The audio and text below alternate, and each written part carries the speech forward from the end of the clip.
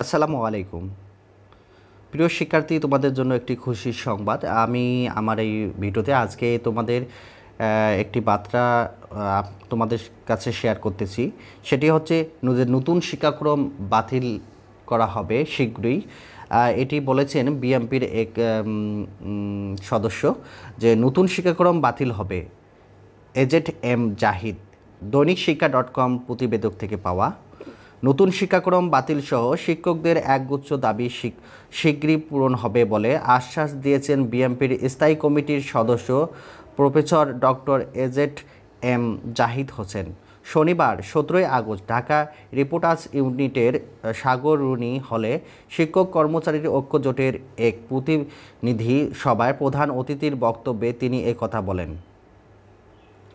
এ সময় professor doctor A Z M Zahid Hossain আরও বলেন, স্কুল কলেজ পরিচালনায় কমিটির বাতিল, অবসর সুবিধা বোর্ড ও কল্যাণ ট্রাস্ট পুনর্গঠন, অবসর বয়স 65 বছর করাসহ চাকরি জাতীয়করণ শীঘ্রই করা হবে। সভায় সভাপতিত্ব করেন সংগঠনের চেয়ারম্যান অধ্যাপক সেলিম ভূঁইয়া। আনুষ্ঠানিক সঞ্চালন করেন সংগঠনের মহাসচিব মোহাম্মদ জাকির হোসেন।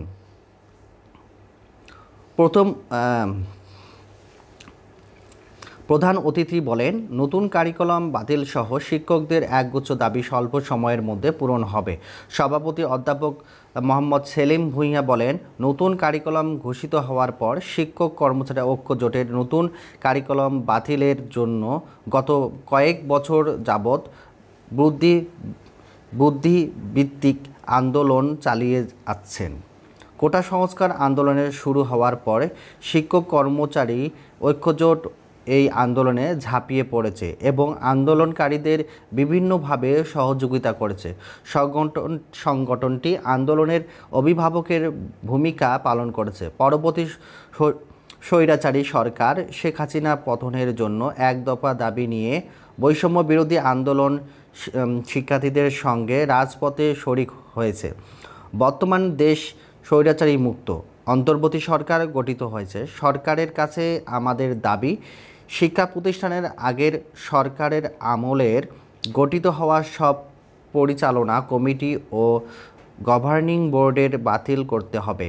আনুষ্ঠানিকভাবে আরও বক্তব্য দেন এম এ সফা চৌধুরী, সংগঠনের চেয়ারম্যান মাওলানা মোহাম্মদ। আরও অনেকে এই নতুন শিক্ষাক্রম বাতিলের দাবি করেছেন এবং বক্তব্য রেখেছেন।